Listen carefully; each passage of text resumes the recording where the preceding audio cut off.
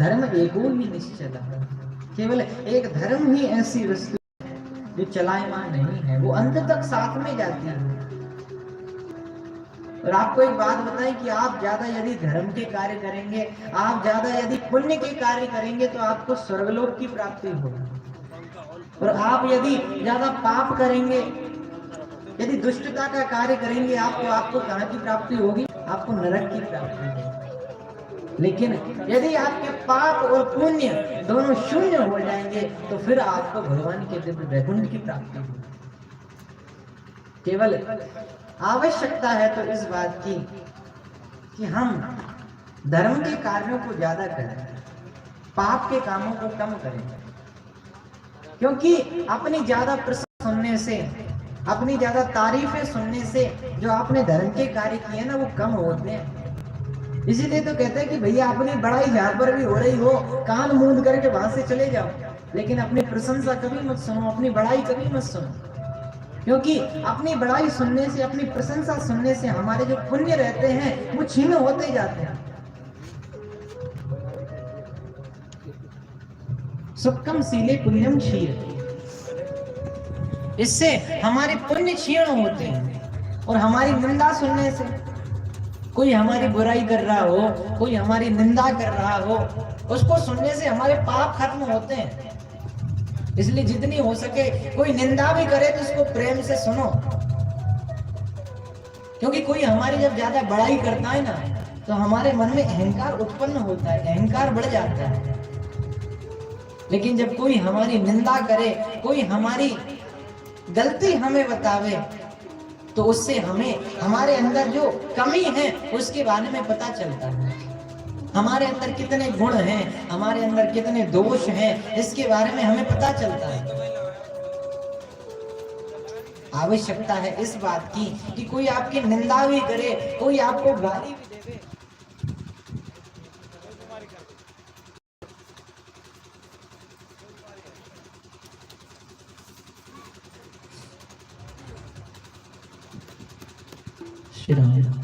बोलो भक्त वत्सल भगवान की। तो कहाँ थे भैया? भूल गए? क्या हुआ?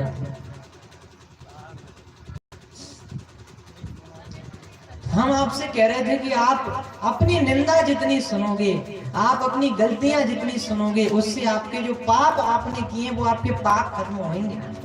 इसलिए कोई आपको गाली भी देवे, कोई आपकी निंदा भी करे, तो बिल्कुल प्रेम से उस निंदा को सुनो। कोई एक गाली दो भी देवे तो उससे कहो जाकर के भैया एक और दे दे तो हम। क्योंकि निंदा सुनने से हमारे जो पाप हैं वो नष्ट होते हैं, और ज्यादा तारीफ सुनने से, बड़ाई सुनने से हमारे पुण्य क्षीण होते हैं। सुक्कम सीयते पुण्यम क्षीयते, इसलिए जितना हो सके उतनी अपनी निंदा सुनो, क्योंकि निंदा से हमारे जो अवगुण है वो नष्ट होते हैं। और ये संसार तो बंधुओं यदि देखा जाए तो ये निंदा का ही तो समुद्र है। गुण अवगुण सब दोष में विश्व कीन करता। इस संसार में एक तरफ गुण भी है तो एक तरफ इसमें अवगुण भी है। लेकिन हमें चाहिए कि हम अपने गुणों को तीव्रता से बढ़ाने का प्रयास करें और अपने अवगुणों को हम धीरे धीरे छोड़ने का प्रयास करें। आज इसी प्रकार से भगवान श्री कृष्ण ने युधिष्ठिर जी को रात भर बैठ करके समझाया, लेकिन युधिष्ठिर जी महाराज की समझ में नहीं आई। और आज युधिष्ठिर जी महाराज भगवान की बातों को क्यों नहीं समझ पा रहे हैं? क्योंकि गुरु का भाव जो व्यक्ति के हृदय में होना चाहिए वो युधिष्ठिर जी के मन में नहीं है। क्योंकि भगवान श्री कृष्ण को युधिष्ठिर जी महाराज अपन से छोटा समझते हैं। बोले हमारे सामने तो इनका जन्म हुआ है, हमारे सामने ये खेले कूदे बड़े हुए, ये क्या ज्ञान देंगे हमको? इसलिए आज युधिष्ठिर जी महाराज जो भगवान कहना चाहते हैं, जो बात अर्जुन को भगवान ने गीता के माध्यम से बताई, वही बात आज भगवान ने युधिष्ठिर जी को बताई। लेकिन अर्जुन की समझ में आ गई। क्यों? क्योंकि अर्जुन के हृदय में शिष्यता का भाव था, लेकिन युधिष्ठिर जी के मन में शिष्यता का भाव नहीं है। वो कृष्ण को अपने से छोटा समझते, वो कहते हैं कि ये नन्हा सा बालक मुझे क्या ज्ञान देगा। आज भगवान समझ गए, बोले भैया ये हमको गुरु नहीं मानते, अपने से बड़ा नहीं मान रहे हैं, इसीलिए इनकी बात, इनकी हमने जो कही है वो बात इनकी समझ में नहीं आने वाली है। और हम जो कह रहे हैं यही बात यदि कोई सफेद दाढ़ी वाले बाबा जी कहें तो ज्यादा समझ में आएगा इनका। तो बोले किसके पास में चले? तो भीष्म पितामह की याद भगवान श्री कृष्ण को आ जाती है। वो कहते बाणों की शैया पर भीष्म पितामह जो पड़े हुए हैं, जिनकी रोम रोम में बाण छिड़ा हुआ है, उन भीष्म पितामह के पास में भगवान सभी को लेकर के पहुंचते हैं। द्रौपदी के साथ में पांचों पांडवों को साथ में लेकर के भगवान सीधे रणभूमि में पहुंचते हैं। रणभूमि में बाणों की शैया पर भीष्म पितामह पड़े हुए हैं, पड़े पड़े केवल प्रतीक्षा कर रहे हैं। भीष्म पितामह कोई साधारण व्यक्ति नहीं है। द्वादश भागवत जो श्रीमद् भागवत की कथा में बताए गए हैं, उन 12 भगवत भक्तों में भीष्म पितामह का नाम आता है। और यही भीष्म पितामह जिन्हें इच्छा मृत्यु का वरदान प्राप्त, जब तक भीष्म पितामह अपनी इच्छा से अपने प्राणों को न त्याग डालें, तब तक मृत्यु का भी सामर्थ्य नहीं है कि भीष्म पितामह का स्पर्श कर सके। भीष्म पितामह को इच्छा मृत्यु का वरदान प्राप्त है, लेकिन फिर भी मन ही मन विचार कर रहे हैं कि भैया अंतिम समय आएगा, अंतिम समय मेरा मुरली वाला मेरे सामने होगा, तो उसको देखते देखते ही अपने प्राणों को परित्याग कर दूंगा, अपने प्राणों को त्याग डाल। ऐसा उनके मन में सुंदर भाव है। और आज भीष्म पितामह ने देखा कि जिस कृष्ण की मैं प्रतीक्षा इतने दिनों से कर रहा था, वही कृष्ण आज मुझे दर्शन देने के लिए, मेरी मृत्यु को सुलभ बनाने के लिए आज मेरे समीप चल करके आ रहे हैं। आज भगवान वेणु का निनाद करते हुए सीधे भीष्म पितामह के तक पहुंच जाते हैं।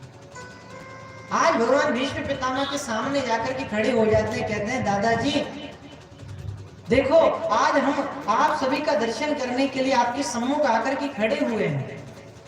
द्रौपदी आई है आपका दर्शन करने के लिए, पांचों पांडव आपका दर्शन करने के लिए आए हैं, और हम सभी बड़े प्रेम से आपका दर्शन करने के लिए आए हैं। बोले महाराज ये आपसे कुछ पूछना चाहते हैं। इनके मन में घोर अंधकार व्याप्त है, इनके मन में अज्ञान की ज्योति उत्पन्न हो गई है। उस अज्ञान की ज्योति को आपको बुझाना है प्रभु, और ज्ञान की ज्योति को आपको उत्पन्न करना है। महाराज आपने तो अपने जीवन में एक से एक दिग्गज अनुभव किए हैं, क्योंकि महाराज एक तो अनुभव होता है किताबों का, एक किताबें पढ़ करके ज्ञान व्यक्ति को प्राप्त होता है, एक ज्ञान रहता है अनुभव का। जो बूढ़े वृद्ध महापुरुष रहते हैं, उनको अपने पूरे जीवन में जो अनुभव किया है उसका महान ज्ञान प्राप्त होता है। ये कथा बड़ी प्रसिद्ध है। एक लड़के की बारात जानी थी कहीं, आपने सुनी होगी, बड़ी सुप्रसिद्ध कथा है। एक लड़के की कहीं बारात जानी थी, तो लड़की वाले पक्ष वालों ने ये घोषणा करवाई कि बोले भैया बारात में सभी आएंगे, लेकिन जवान व्यक्ति आएंगे, कोई बूढ़ा नहीं आएगा। और यदि बूढ़ा आया तो हम विवाह नहीं करेंगे, हम पानी ग्रहण नहीं करेंगे। अब सभी लड़के वाले पक्ष के जो बूढ़े बूढ़े व्यक्ति थे बेचारे सभी नाराज हो गए, बोले सब जाएंगे, हमको बारात में नहीं जाना पड़ेगा। क्योंकि आजकल भैया आनंद तो बूढ़े ही उठाते हैं, जवानों के तो आनंद खत्म हो गए। परिणाम क्या हुआ, उन्होंने ये शर्त रखी कि भैया इस विवाह में कोई भी बूढ़ा नहीं आएगा, नहीं तो हम अपनी बेटी का विवाह नहीं करेंगे। तो जो लड़के का जब काका जी थे, वो काका जी ज्यादा जिद करने लगे। काका जी ने कहा कि बोले भैया मेरे बालक का ब्याह है, इसको मैंने बचपन से गोदी में खिलाया है, इसको मैंने ही तो बड़ा किया, और इसके ब्याह में मैं ही नहीं जाऊंगा तो फिर कौन जाएगा। कहने लगे तो काका जी महाराज से उन्होंने कहा कि काका जी हम आप तो ले तो चलेंगे, लेकिन आपको छिप करके रहना पड़ेगा। तो काका जी को रजाई गद्दों में लपेट दिया, और काका जी को रजाई गद्दों में लपेट करके पीछे डिग्गी में पटक करके अपनी गाड़ी में बैठा करके सीधे बारात की ओर बड़े धूमधाम के साथ में, बैंड बाजों के साथ में वो बारात पहुंची। और जैसे लड़की पक्ष वालों के पास में बारात पहुंची, सभी ने स्वागत सत्कार किया, प्रेम के साथ में सभी का स्वागत वंदन अभिनंदन आदि किया।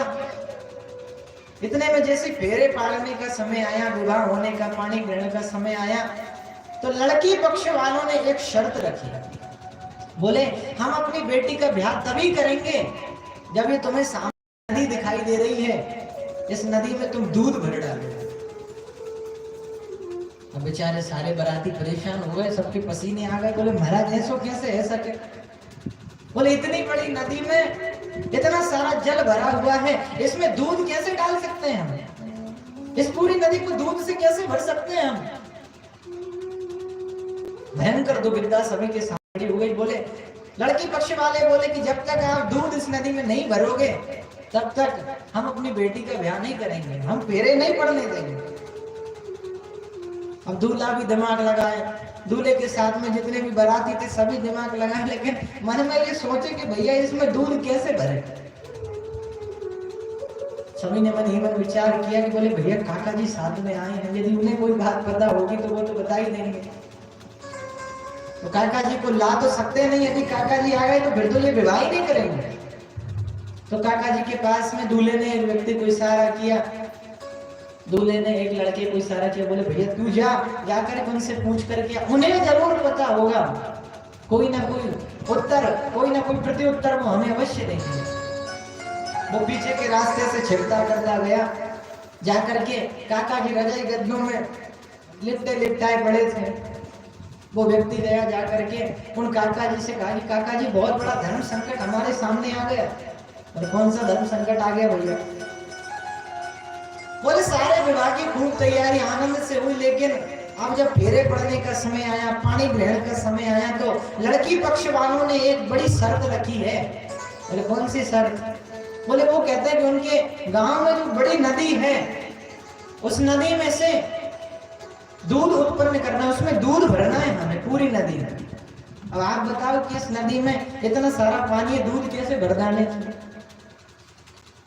काका जी कहने लगे कि इसमें कौन सी बड़ी बात है। काका जी कहने लगे एक काम करो, तो उनसे जाकर के पहले तो यह कह डालो कि उस नदी में जितना पानी है उस पानी को पहले तुम खाली करवाओ, दूध हम भर डालें। महाराज इतनी बड़ी नदी में से पानी कौन खाली करने बैठे? तो कहने का भाव केवल इतना ही है कि ज्ञान दो प्रकार के रहते हैं, एक तो पुस्तकों का ज्ञान रहता है और दूसरा ज्ञान अनुभव का ज्ञान रहता है।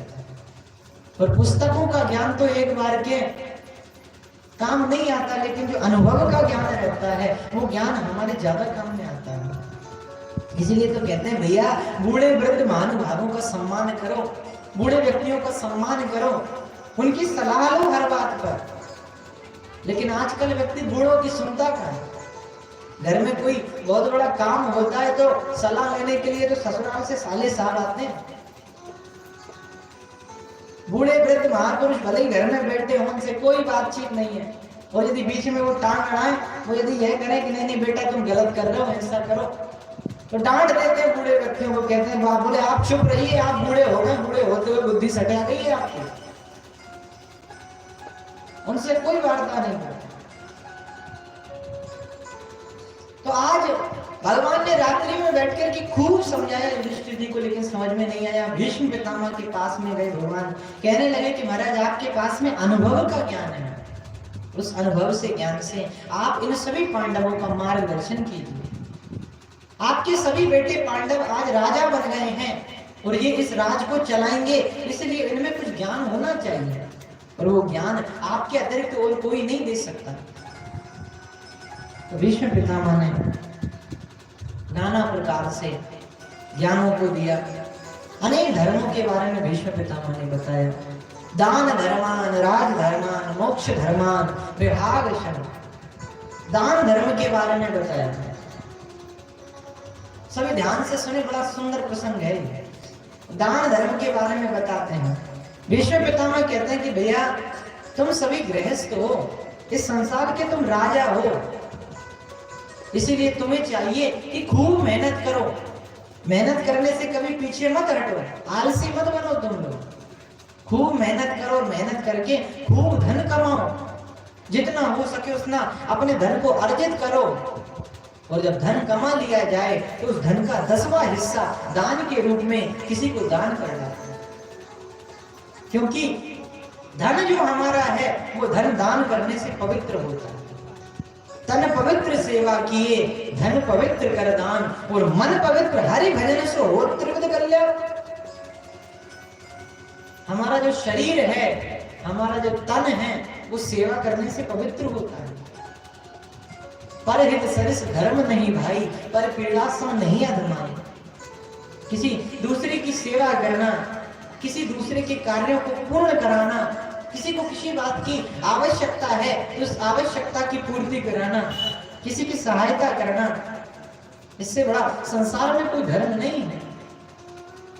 और किसी की निंदा करना, किसी के बारे में बुरा विचारना, इससे बड़ा कोई पाप भी नहीं है। इसीलिए तो हमेशा सत्य बोलो। धर्म न दूसर सत्य समाना, आगम निगम पुराण बखाना। सत्य के समान संसार में कोई धर्म नहीं है। क्योंकि आप गलत बोल करके, झूठ बोल करके कर भी क्या लोगे? क्योंकि सत्य की ये विशेषता है कि आप उस सत्य को कितना भी छिपाने का प्रयास करें, लेकिन एक ना एक दिन वो सत्य सामने आ ही जाएगा। वो सत्य कभी छिपकर नहीं रह सकता, क्योंकि वो भगवान का स्वरूप है। भगवान के 3 स्वरूप हैं, सत्य, चित और आनंद। इसमें भगवान का पहला स्वरूप है सत्य। और उस सत्य को जितना हो सके जीवन में धारण करने का प्रयास करो। आज भीष्म पितामह कहते हैं कि तुम लोग सभी राजा बन गए हो, इस संसार के अधिपति बन गए हो। और बेटा मैं तुमसे कहता हूं कि खूब धन कमाओ, लेकिन उसमें से 10वां हिस्सा दान के लिए आप अवश्य निकालो। क्योंकि आप एक बात ध्यान से सुने कि कोई बहुत बड़ा यदि कुआं होवे, उसमें बड़ा निर्मल पानी होवे, उसमें 10 साल के लिए आप पानी निकालना बिल्कुल बंद कर दो। उसके पास में भी मत जाओ आप उस कुएं के। और 10 साल के बाद फिर जाकर के उस कुएं में देखो तो वो पानी फिर पीने योग्य नहीं बचेगा। लेकिन उसी कुएं के पानी को जब आप हर 2-4 दिन में पीते रहोगे, किसी न किसी कार्य में उसका आप आवश्यकता अनुसार उसको उपयोग में लेते रहोगे, तो वो पानी निर्मल बनता रहेगा, उसमें नया पानी आता जाएगा। इसी प्रकार से हम जो धन कमाते हैं, कई व्यक्ति रहते हैं, कई बड़े बड़े सेठ धनी लोग जो धन तो खूब कमाते हैं आनंद के साथ में, लेकिन उस धन का वे दान नहीं कर पाते, तो फिर उनका धन किसी गलत कार्य में लग जाता है। या तो कोई व्यक्ति घर में बीमार पड़ जाता है, तो बीमारी के रूप में वो पैसा सारा धीरे धीरे निकलता चला जाता है। और जब टक्कर हो गई, नाना प्रकार से उपद्रव हो गया, तो उसमें वो धन व्यक्ति का खर्च हो जाता है। और यदि उसी धन को पहले ही हमने कमा करके उसका 10वां हिस्सा दान में दे दिया, तो फिर वो धन आपका अहित नहीं करेगा, आपका कल्याण ही करेगा। क्योंकि हम जो धन कमाते हैं उसमें कलयुग का वास होता है। क्योंकि स्वर्ण और धन दोनों एक ही हैं, लेकिन वो धन जब दान के रूप में निकल जाता है, वो शुद्ध हो जाता है, तो फिर वो भगवान का स्वरूप जाता है, तो उसमें अवगुण नहीं आ सकते। 10वें हिस्से का मतलब 100 रुपए भी आप कमाओ, तो 100 रुपए में से 10 रुपए तो दान के लिए आपको उसमें से निकालना ही चाहिए। और यदि 1000 कमाओ तो 100 रुपए दान में निकाल दो। 10,000 कमाओ तो 1000 दान में दे डालो। 1 लाख कमाओ तो 10,000 रुपए दान में दे डालो। इससे हमारे धन की शुद्धि होती है। अरे जब भगवान ने अपनी पत्नी लक्ष्मी को हमारे पास में भेजा है कि भैया थोड़ा तू अपना कल्याण करना, भोग ऐश्वर्य युक्त कार्यों में तू मेरी लक्ष्मी को लगाना, लेकिन आजकल व्यक्ति ऐसा नहीं करता। लक्ष्मी किसकी पत्नी है? लक्ष्मी साक्षात भगवान नारायण की पत्नी है। और लक्ष्मी नारायण के अतिरिक्त और किसी की हो नहीं सकती, या भले लिख के रख लेना। लेकिन हम सभी लक्ष्मीपति बनने का प्रयास करते हैं, लेकिन भगवान कहता है, लक्ष्मी जी कहते हैं कि भैया मेरे पति तो केवल नारायण ही हैं, वो नारायण के अतिरिक्त मैं और किसी की नहीं हो सकती। इसलिए कितने व्यक्तियों ने महाराज पति बनने का प्रयास किया, लेकिन लक्ष्मी जी ने उनका कितनी बुरी तरीके से आहित किया। हम लक्ष्मी पुत्र बन सकते हैं, लेकिन लक्ष्मी पति हम नहीं बन सकते। क्योंकि लक्ष्मीपति का हम बनने, लक्ष्मीपति बनने का जब हम प्रयास करते तो लक्ष्मी कहती कि भैया मैं तेरा सर्वनाश कर दूंगी, तू मेरा उपभोग मत कर, तू मेरा उपयोग करने का। और हम जब सद्कार्यों में, दान करने में अपने धन का व्यय कर देते हैं, अपने धन को हम दान में लगाते हैं, तो उससे हमारा धन पवित्र हो जाता है। हमारे जो कथा करवा रहे हैं, कथा के मुख्य आयोजक, उन्होंने इतना धन क्यों लगाया इस कथा में? इतना टेंट वेंट आया, इतने साउंड आए, इतने बजाने वाले आए, इतने पाठ करने वाले ब्राह्मण आदि को आमंत्रित किया, क्यों उन्होंने ये खर्चा किया? उससे उनकी धन की शुद्धि होगी, उससे उनका धन पवित्र हो जाएगा। इसीलिए वो अपने धन का व्यय किसी सद्कार्य में करते हैं। और सीधी सी बात, यदि उदाहरण के तौर पर हम समझे तो हम अपनी लक्ष्मी का विवाह दान करने से, सद्कार्य करने से अपनी लक्ष्मी का विवाह हम भगवान नारायण के साथ में करवा देते हैं। ये 7 कथा हो रही है, ये 7 फेरे ही तो है। पहले दिन की कथा करने से, पहले दिन की कथा पूर्ण होने से हमारे घर की जो लक्ष्मी है उसका पहला फेरा भगवान नारायण के साथ में लग जाता है। दूसरे दिन की कथा में दूसरा फेरा लग जाता है, और 7 दिन पूरे होते होते हमारे इसी लक्ष्मी के 7 फेरे भगवान नारायण के साथ में लग जाते हैं, और उनका पाणी ग्रहण भगवान नारायण के साथ में संपन्न हो जाता है। और तब जाकर के हमारे घर की लक्ष्मी फिर नारायण की बन जाती है। घर में रखो, घर में लक्ष्मी को खूब प्रेम से विराजमान करके रखो, खूब धन कमाओ, अपने तिजोरी में खूब रखो, लेकिन उनके साथ में भगवान नारायण को भी रखना चाहिए। यदि भगवान नारायण लक्ष्मी जी के साथ में नहीं रहेंगे तो फिर कैसे रहेंगे? कोई भी पत्नी होवे, पत्नी जब, श्रीमती जी जब अपने मायके में जावे, और यदि पतिदेव घर पे रहे, और माताएं जब मायके जाती है तो कितना विचार करती है, पता नहीं घर पे क्या कर रहे होंगे, भोजन अभी तक किया होगा कि नहीं किया होगा, नन्हे नन्हे बालक है, उनकी देखभाल कौन करेगा, धन कमाने के लिए जाएंगे कि बालकों को रखेंगे। इस प्रकार से नाना प्रकार की समस्याएं माताओं के हृदय में आती। जब माताएं मायके में अकेली जाती हैं, और जब माताएं अपने पतिदेव को साथ में लेकर के जब पहुंच जाए, तो पतिदेव को साथ में लेकर के जब मायके पहुंच जाए तो फिर तो कोई चिंता की बात है ही नहीं। पतिदेव यहीं पे ही है, भले ही 4-5 दिन से ज्यादा भी हो जाए तो, और पतिदेव कहें कि अब तो चलो बहुत दिन हो गया तुम्हें रुकते रुकते, बोले कौन सी बड़ी बात है, कल चल चलेगी। क्योंकि जब पतिदेव रहते हैं तो फिर चिंता की कोई बात नहीं रहती। लेकिन पतिदेव जब घर में अकेले रहे, और ये यहाँ जब रहे, क्योंकि पहले तो जब विवाह होता है तो माताओं का ध्यान अपने मायके की तरफ से एकदम नहीं हटता, लेकिन जब धीरे धीरे प्रबल प्रगाढ़ता, प्रबल प्रेम जब पति के हृदय में माताओं का हो जाता है, पत्नी के प्रति पति का प्रेम हो जावे, और पत्नी का प्रेम पति के प्रति हो जावे, तो फिर उसका वहां से ध्यान टूटने लगता है। फिर उसका ध्यान अपने ससुराल तरफ ही लगता है, मायके की तरफ नहीं भागता। फिर तो यदि मायके वाले फोन लगा करके भी बुलाएं, बेटी पिताजी की तबीयत ज्यादा खराब है, तो चली तो जाएंगी जैसे तैसे, 1-2 दिन रुक करके बोलेंगी कि अभी मेरे बच्चे घर में हैं, पता नहीं उनको सही से भोजन मिल भी रहा होगा कि नहीं मिल रहा होगा, तो वहां से भागने का फिर प्रयास करते हैं माता। इस प्रकार से कहने का भाव केवल इतना ही है कि आप दान करिए, क्योंकि दान करने से धन की शुद्धि होती है, धन पवित्र होता है। और आपके पास में यदि धन है, आपने उसको दान नहीं किया, तो वे आपका धन फिर किसी गलत कार्य में लग जाएगा। दान धर्म के बारे में बताया, राज धर्म के बारे में बताया। बोले बेटा तुम राजा हो, और राजा का सर्वोत्तम धन यही है, सर्वोत्तम धर्म यही है कि अपने प्राणों को भी त्याग करके, अपने प्राणों का भी बलिदान करके अपनी प्रजा की रक्षा करें। क्योंकि इस सारी सृष्टि में, इस सारे राज्य में केवल एक राजा ही ऐसा होता है जिस पर सारी प्रजा भरोसा करती है। भले ही अपने प्राणों का परित्याग तुम कर डालो, लेकिन अपनी प्रजा के जीवन में संकट ना आए इसका प्रयास करो। प्रजा से तुम भले ही कर लो, कर को लेकर के खूब उपभोग करो, लेकिन वही कार्य करो जिसमें प्रजा का हित छुपा हो। और तुम राजा हो, भले ही अपनी आपूर्ति तुमसे ना हो पावे, लेकिन अपनी प्रजा की पूर्तियों को करने का तुम्हें प्रयास करना चाहिए, राजा का धर्म है। और तीसरी बात, मोक्ष धर्मान विभाग।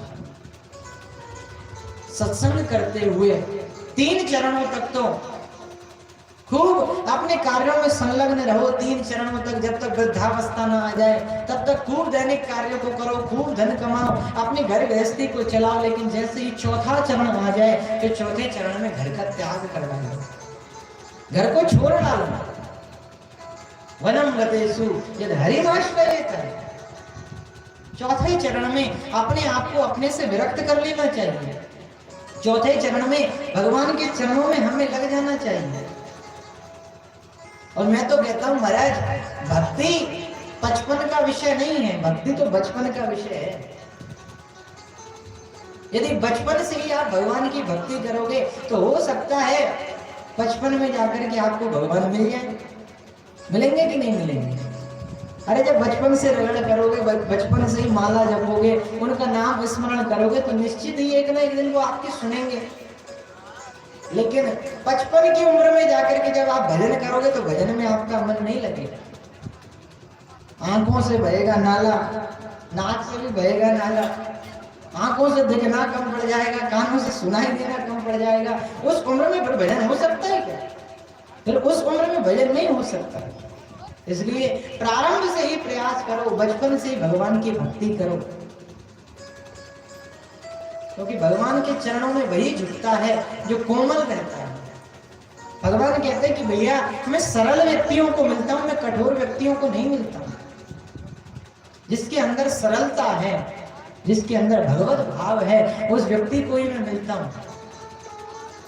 क्योंकि कोई कोमल लकड़ी होती है, कोई कोमल सा वृक्ष होता है नन्हा सा, उस वृक्ष को आप जिधर मोड़ोगे उधर वो वृक्ष मुड़ जाएगा। लेकिन कोई सूखी लकड़ी होगी, उस सूखी लकड़ी को आप मोड़ने का प्रयास करो तो फिर टूट ही जाएगी, लेकिन वो मुड़ेगी नहीं। इसी प्रकार मेरे कहने का भाव यही है कि बचपन से ही भगवत भाव को हृदय में जागृत करो। मोक्ष धर्मान विभाग, समस्त धर्मों के बारे में व्याख्यान किया भीष्म पितामह ने। और आज जब राजधर्म के बारे में बता रहे थे कि आंखों के सामने कभी भी पाप होते हुए तुम्हें नहीं देखना चाहिए। जैसे इस बात को भीष्म पितामह बता रहे थे कि द्रौपदी पास ही में खड़े खड़े हंसने लगे, और द्रौपदी जैसे हंसी तो भीष्म पितामह कहने लगे कि बेटी तुम क्यों हंसी? बोले बेटी भीष्म पितामह के सामने किसी का हंसने का साहस नहीं होता, इसीलिए तुम्हारे हंसने का कोई ना कोई कारण तो जरूर होगा। क्योंकि जो कुलवती नारी होती है, जो कुल की कन्या होती है, वो बिना कारण से हंसती, वो बिना कारण से नहीं रोती। और आज तुम हंसी हो तो इसके पीछे कोई बहुत बड़ा कारण होगा। द्रौपदी कहने लगी कि महाराज अब आपसे क्या कहूं मैं, आप आज बड़े दान धर्म की, राज धर्म की बातें बताते हो, आप कहते हो कि आंखों के सामने पाप होते हुए कभी नहीं देखना चाहिए, लेकिन पितामह आपने ये पाप क्यों?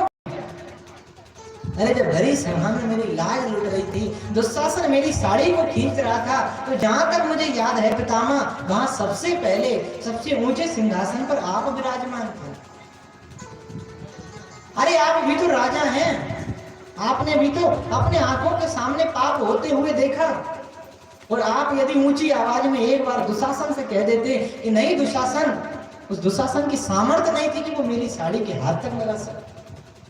मैंने पहला प्रश्न आपसे पितामह यह किया था कि कोई भी स्त्री होवे, जब मेरे 5 पति अपने आप को दांव पर लगा चुके, अपने आप को जब हार चुके, तो मैं तो उस समय महारानी थी, और महारानी को दांव पर लगाने का अधिकार पितामह उनको किसने दिया?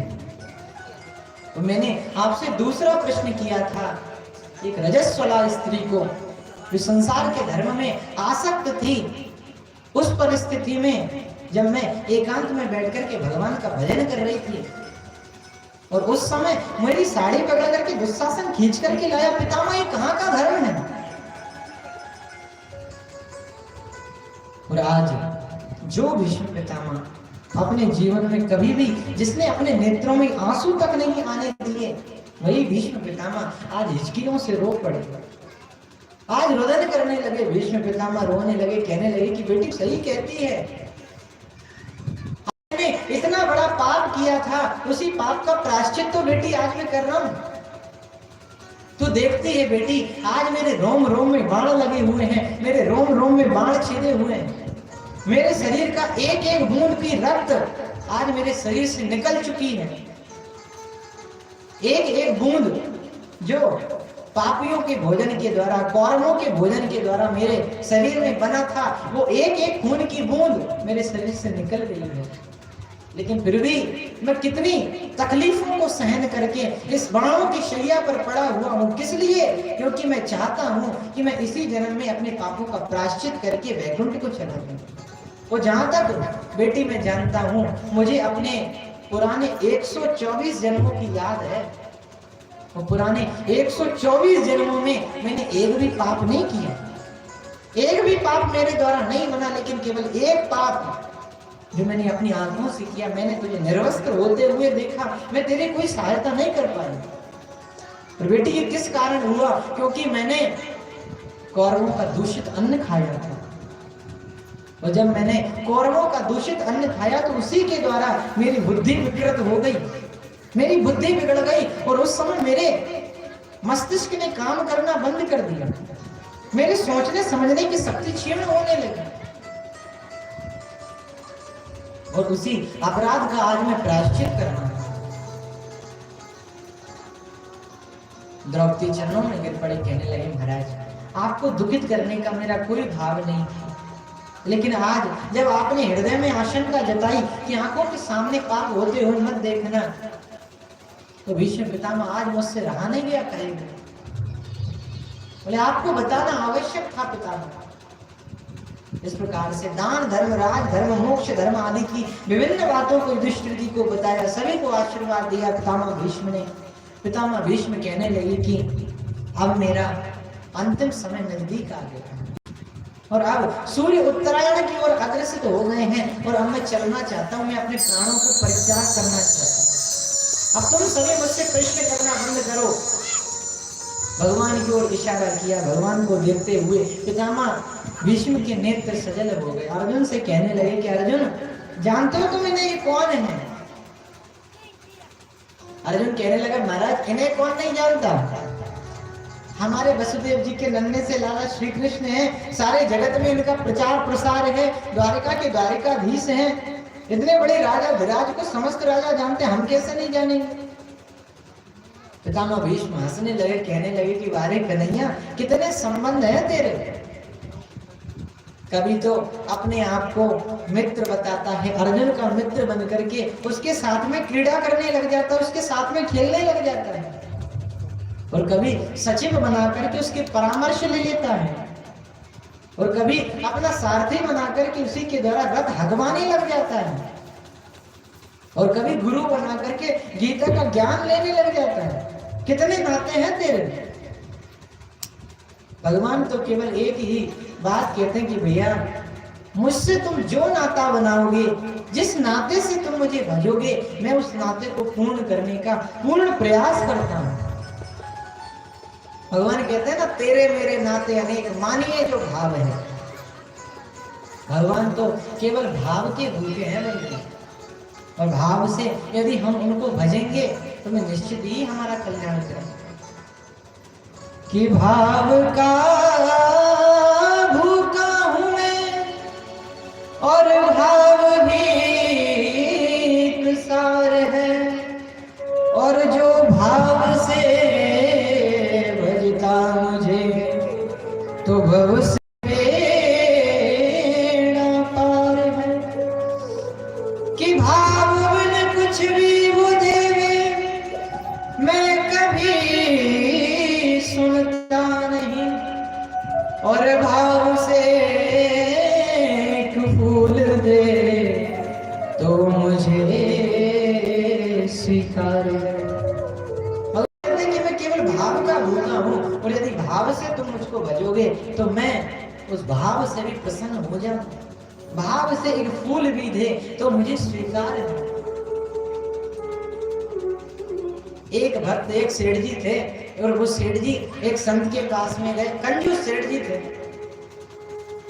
कंजूस सेठ जी एक संत के पास में जाकर के बोले महाराज मैं भगवान की महंगी से महंगी सेवा करना चाहता हूँ, लेकिन कोई ऐसी सेवा आप मुझे बता दो कि जिसमें मैं ठाकुर जी की खूब महंगी से महंगी सेवा कर सकूं, लेकिन मेरा 1 रुपया भी उसमें खर्च ना हो। संत हंसने लगे, कहने लगे भैया तुझ पे इतना पैसा है, क्या साथ में लेकर के जाएगा तू? बोले नहीं महाराज, लेकिन पैसा जब जाता है तो बड़ा कष्ट होता है। बोले आप कोई ऐसी सेवा मुझे बता दो जिसमें मैं ठाकुर जी की खूब महंगी से महंगी सेवा कर लिया करूं, वो मेरा 1 भी रुपया खर्च ना हो।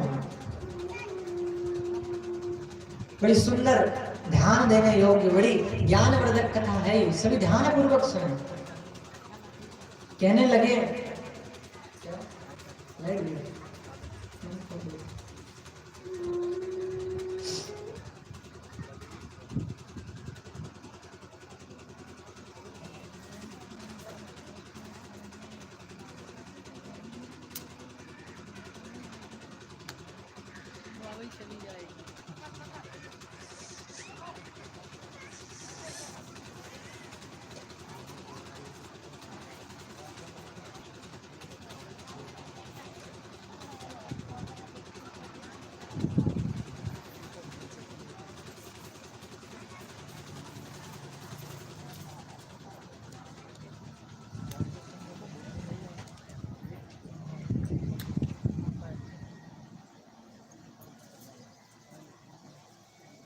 तो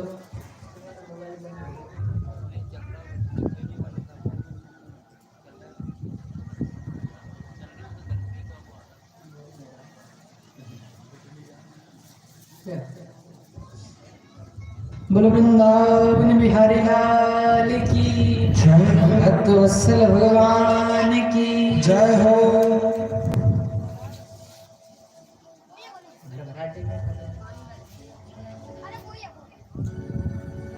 तो वो सेठ जी संत के पास में गए, संत के पास में जाकर के बोले महाराज कोई ऐसी सेवा हमें बता दो जिससे हम खूब ठाकुर जी की सेवा करने लगे और हमारा 1 भी रुपया खर्च ना होगा। संत कहने लगे, बोले भैया ठाकुर जी की सेवा करने में कैसा रुपया खर्च?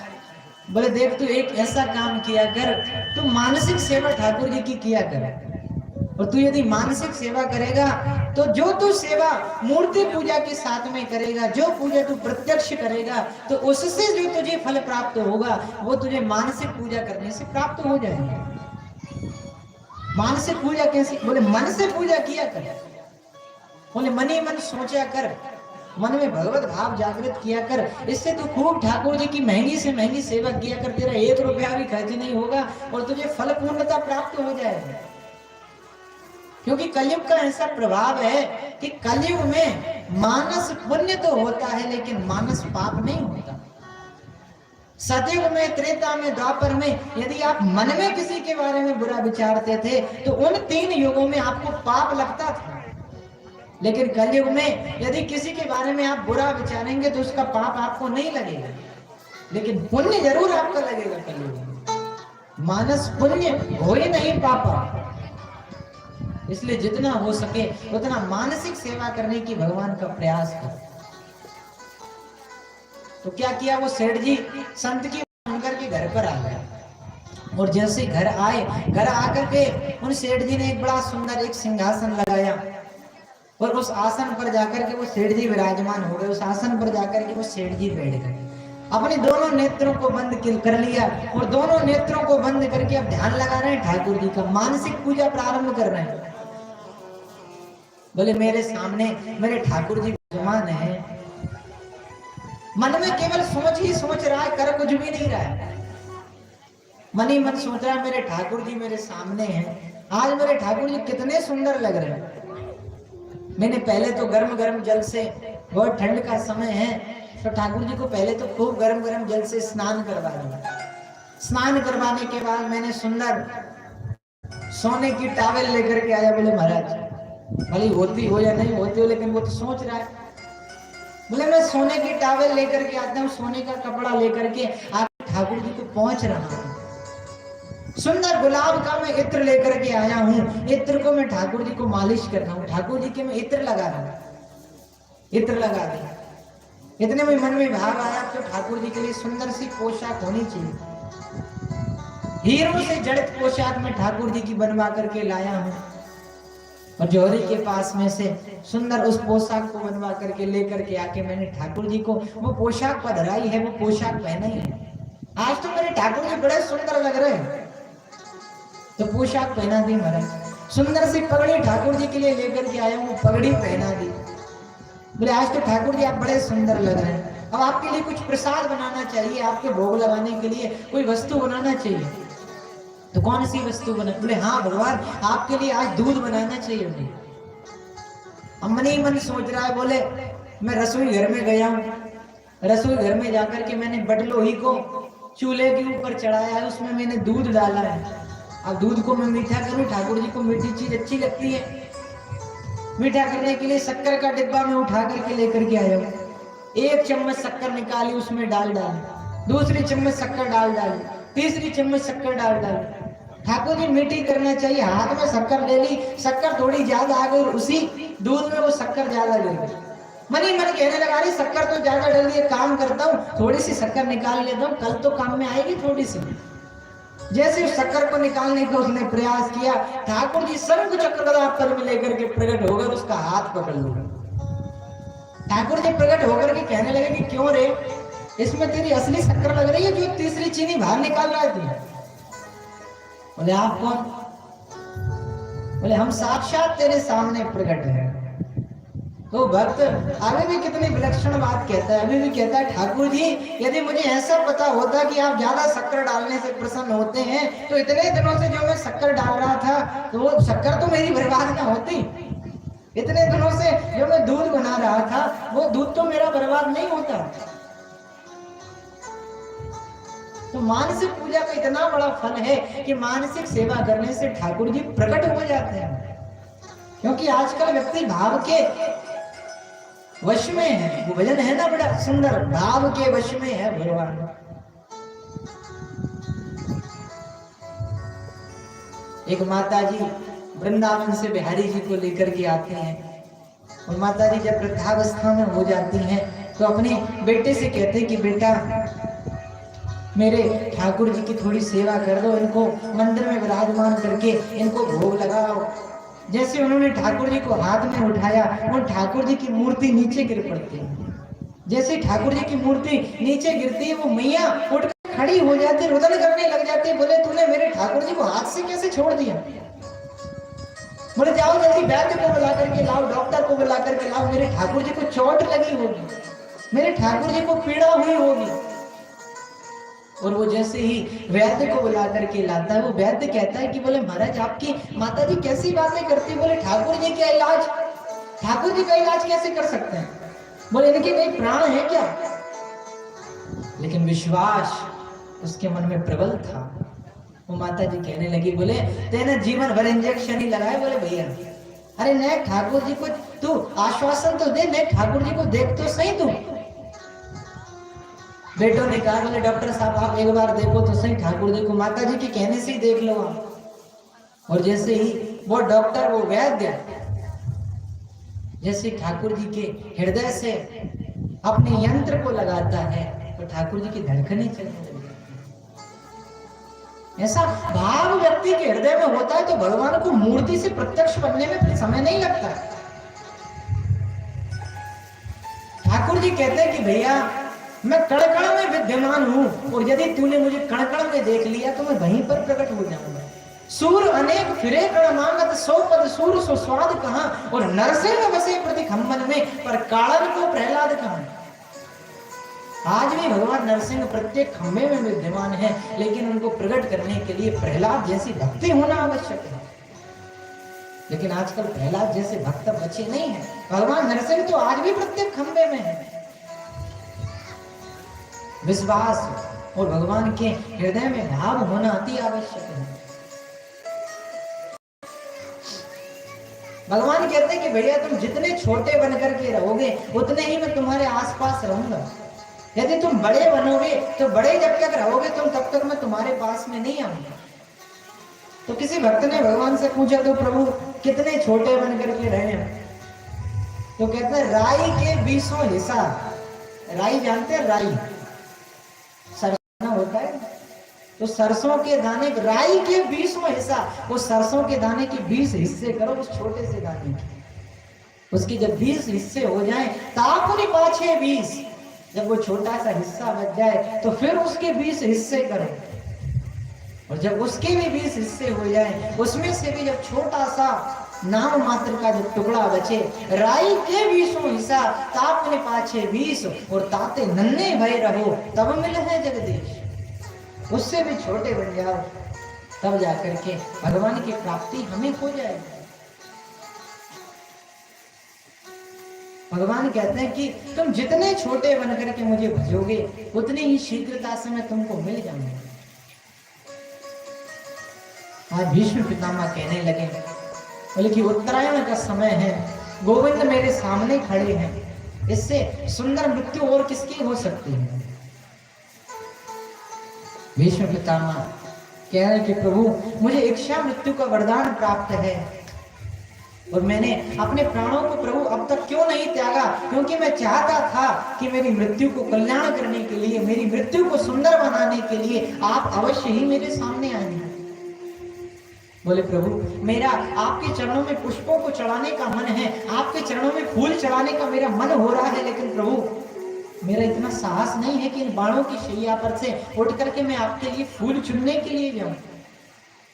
अरे आपके भक्त अर्जुन ने, आपके दास अर्जुन ने, आपके शिष्य अर्जुन ने मेरे रोम रोम में बाण, इतने बाण लगाए हैं कि जो 20,000 बिच्छू एक बार में काटते हैं, तो जब वो कष्ट होता है, वो कष्ट आज मुझे हो रहा है। और आज इतने कष्ट को मैं सहन कर रहा हूं, किस लिए प्रभु? क्योंकि मैं चाहता हूं कि आप मेरे सामने आकर के खड़े हो जाएं, और आपको देखते देखते ही मैं अपने प्राणों को त्याग दूंगा। देहांत काले तुम सामने हो, मन को लुभाते बंसी बजाते, यही नाथ गाकर तन नाथ त्यागू, गोविंद दामोदर माधव। आज भीष्म पितामह ने भगवान से कहा कि प्रभु मैं आपके ऊपर पुष्प चढ़ाना चाहता हूं, लेकिन मेरा साहस नहीं है कि मैं आपके लिए पुष्प लेकर के आऊं, इसीलिए पुष्पताग्रता छंद में भीष्म पितामह बड़े सुंदर भगवान की स्तुति करते हैं।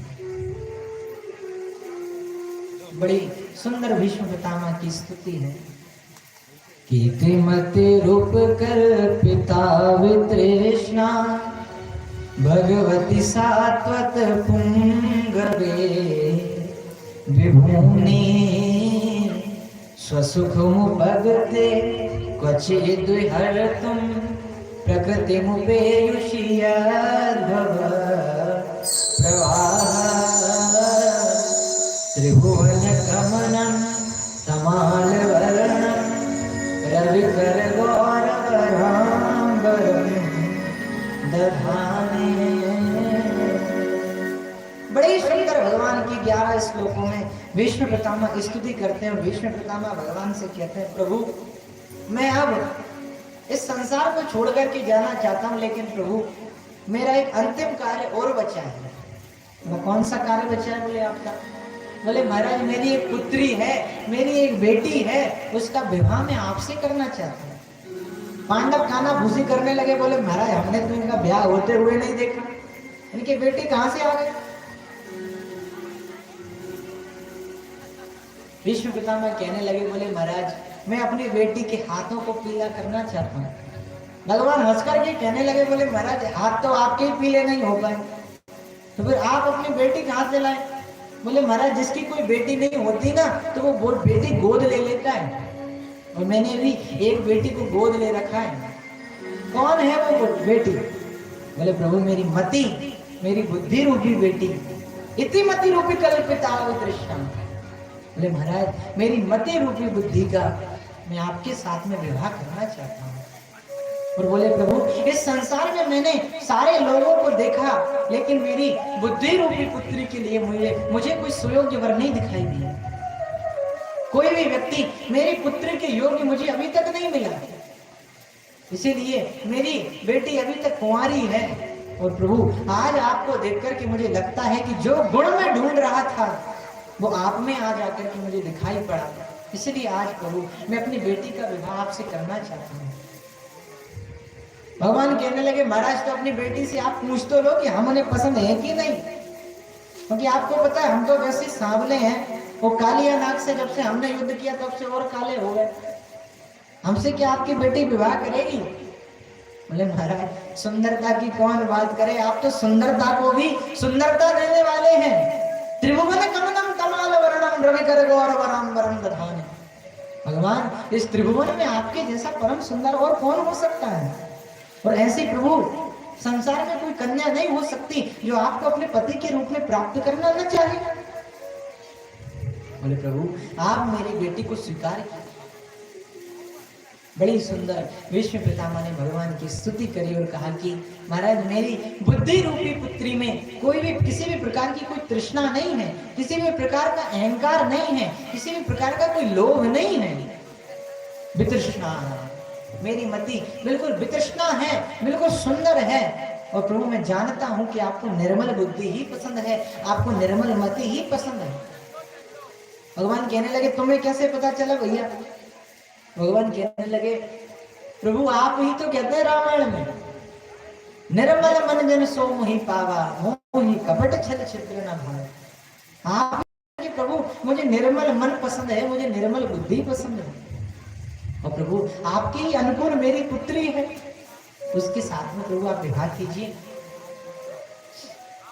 आज स्तुति गाते गाते भीष्म पितामह अपने पुरानी बातों का स्मरण कर रहे हैं। भीष्म पितामह कहते हैं प्रभु याद आता है मुझे वो क्षण जब आपकी और मेरी प्रतिज्ञा दोनों आपस में आकर के टकराई थी, क्योंकि आपने प्रभु मैं जहां तक जानता हूं आप अपनी प्रतिज्ञा को एक बार के तोड़ देते हैं। किस लिए? क्योंकि मेरी भक्ति की प्रतिज्ञा पूर्ण हो जाए। क्योंकि जब महाभारत का युद्ध होना जब सुनिश्चित हुआ तो अर्जुन और दुर्योधन दोनों भगवान के पास में पहुंचे थे। दोनों भगवान के पास में जाकर के बोले महाभारत का युद्ध होने वाला है, आप किसकी तरफ से युद्ध करेंगे? जैसे भगवान से जाकर के दुर्योधन ने इस बात को कहा तो देखा भगवान शयन कर रहे हैं, भगवान सो रहे हैं। तो दुर्योधन जाकर के भगवान के मस्तिष्क की ओर सुंदर आसन बिछा करके बैठ गया। इतने में अर्जुन पीछे से आया, अर्जुन भगवान के चरणों में जाकर के बैठ गया। जैसे जाकर के बैठा, भगवान की जब नींद खुली, भगवान का मुख सीधे चरणों की ओर भगवान ने देखा, कहा कि अर्जुन तुम कब के आए? दुर्योधन उठ करके खड़ा हो गया। दुर्योधन कहने लगा महाराज ये पहले नहीं आया, मैं आया हूं पहले। बोले दुर्योधन तुम मुझे दिखाई नहीं पड़े। बोले तुम मेरे पीछे बैठे हो, और जो मेरे पीछे बैठता है उसको मैं नहीं देखता, जो मेरे आगे बैठता है, जो मेरे सम्मुख बैठता है उसको मैं देखता हूं। और आज अर्जुन कहने लगा, बोले प्रभु महाभारत का युद्ध होना है, आप किसकी तरफ से युद्ध करेंगे? दुर्योधन कहने लगा कि केशव मैं भी इसीलिए आया हूं, मैं भी यही पूछना चाहता हूं, आप किसकी तरफ से युद्ध करेंगे? भगवान कहने लगे देखो भैया महाभारत के युद्ध में हम रहेंगे तो सही, लेकिन हाथ में शस्त्र धारण नहीं करेंगे, हाथ में अस्त्रों को हम धारण नहीं करेंगे, बिना ही अस्त्र के हम युद्ध में रहेंगे। दुर्योधन कहने लगा कि महाराज तब क्या फिर आपका अचार डालने के लिए ले जाएंगे हम? बोले आप लड़ेंगे नहीं, आप युद्ध नहीं करेंगे तो फिर आपका युद्ध में क्या काम? बोले युद्ध में तो शूरवीरों का, सैनिकों का काम होता है, और आप जब हाथ में शस्त्र ही नहीं लेंगे तो फिर आपका युद्ध में कैसा काम? भगवान कहने लगे देखो भैया एक तरफ तो मैं रहूंगा और एक तरफ मेरी चतुरंगिनी सेना रहेगी। और दुर्योधन पहले आया है तो मैं दुर्योधन से पूछता हूं कि तुम बताओ तुम्हें मैं चाहिए या तुम्हें मेरी चतुरंगिनी सेना चाहिए? दुर्योधन कहने लगा महाराज आप अस्त्र शस्त्र धारण नहीं करेंगे तो आपका तो कोई काम है नहीं, आप एक काम करो अपनी चतुरंगिनी सेना मुझे दे दो। भयंकर चतुरंगिनी सेना भगवान की जो सभी कार्यों में कुशल है, हर युद्ध को पूर्ण करने का साहस रखती है, उस चतुरंगिनी सेना को दुर्योधन ने मांगा। भगवान कहने लगे कि भैया तुझे चतुरंगिनी सेना चाहिए तो तू चतुरंगिनी सेना ले। उस सेना को लेकर के दुर्योधन अपने भवन की ओर प्रस्थान कर दिया। भगवान अर्जुन की ओर देख करके बोले अर्जुन अब तो तुम फंस गए। अरे वो इतनी विशाल सेना को लेकर के तो दुर्योधन चला गया, अब तुम्हारे पक्ष में तो मैं आया हूं और मैंने भी प्रतिज्ञा ली है कि साथ में शस्त्र धारण नहीं करूंगा। अर्जुन कहने लगा महाराज मैं फंसा नहीं, मैं तो बच गया। बोले प्रभु आप तो केवल खड़े रहना और जो कार्य है वो तो अपने आप ही होते चले जाएंगे। प्रसन्न हो गए भगवान, कहने लगे कि ठीक है अर्जुन, हम तुम्हारे सारथी बन करके तुम्हारे साथ में युद्ध में तुम्हारा सहयोग करेंगे, तुम्हारा मार्गदर्शन करेंगे। और आज जब महाभारत का युद्ध हुआ, महाभारत के प्रथम दिवस में ही भीष्म पितामह को पता चला कि भगवान ने प्रतिज्ञा ली है कि वो हाथ में शस्त्र धारण नहीं करेंगे, तो भीष्म पितामह को क्रोध आया, उन्होंने भी प्रतिज्ञा ले डाली। भीष्म पितामह ने कहा कि आज हरि ही शस्त्र न कहूं तो लाजत है मेरी गंगा जननी, में शांतन सुत न कहूं। आज यदि मैंने भगवान के हाथों में शस्त्र धारण नहीं करवाया तो मैं भी गंगा का बेटा नहीं, मैं भी शांतनु का पुत्र नहीं कहलाऊंगा। आज इस प्रकार की भीष्म पितामह ने प्रतिज्ञा ले डाली। और आज भीष्म पितामह ने अपने धनुष का संधान किया, बाणों का संधान करके जो बाणों को छोड़ने का प्रयास करें भीष्म पितामह, 5 बाण अर्जुन में मारे, 5 बाण घोड़ों में मारे, 5 बाण भगवान के चरणों की ओर मारे। भगवान कहते हैं कि अर्जुन तुम कुछ करते क्यों नहीं? भीष्म पितामह तो ऐसे तो हमें मार ही डालेंगे, तो इन पर तुम प्रहार क्यों नहीं करते? अरे ब्रह्मास्त्र का संधान करो, भीष्म पितामह के ब्रह्मास्त्र छोड़ो। अर्जुन कहने लगा महाराज भीष्म पितामह जैसे महारथी को मारने की बस की बात नहीं है मेरी। अरे इतने बड़े योद्धा हैं ये, इनकी गोद में मैं खेला हूँ और इनको अपने सामने देख करके ही मेरे हाथ पैर थर-थर कांप रहे हैं, इनको मैं कैसे मार सकता हूँ? जैसे देखा भीष्म पितामह ने ब्रह्मास्त्र का संधान किया, अपने धनुष पर हाथ में ब्रह्मास्त्र को लेते हुए देख करके भगवान से रहा नहीं गया। भगवान मनी मन सोच रहे हैं कि इस प्रकार से तो ये अर्जुन को मार ही डालेंगे। भगवान रथ से कूद पड़े, कूद करके भगवान ने देखा कि क्या लेकर के जाऊं, क्या लेकर के जाऊं। रथ का चक्का बड़ा हुआ था, रथ के चक्के को भगवान ने मस्तिष्क पर धारण किया और जैसे कोई सिंह किसी हाथी को मारने के लिए दौड़ता है, ऐसे भगवान भीष्म पितामह की ओर दौड़ पड़े। आज जैसे भगवान भीष्म पितामह की ओर दौड़े, पृथ्वी थर-थर करके कांपने लगी। बोले भगवान अपनी प्रतिज्ञा को भूल गए, और भगवान यदि प्रतिज्ञा को अपने जाएंगे तो मैं तो रसातल में चली जाऊंगी। आज पृथ्वी के मन में जब ये भाव आया तो भगवान का पीताम्बर नीचे की ओर गिर गए, और जैसे ही भगवान का पीताम्बर नीचे की ओर गिरा, भगवान उस पीताम्बर को उठाने के लिए नीचे झुके, पृथ्वी को आश्वासन दिया। बोले पृथ्वी तुम चिंता मत करो, मैं अपनी प्रतिज्ञा को नहीं भूला हूं। अरे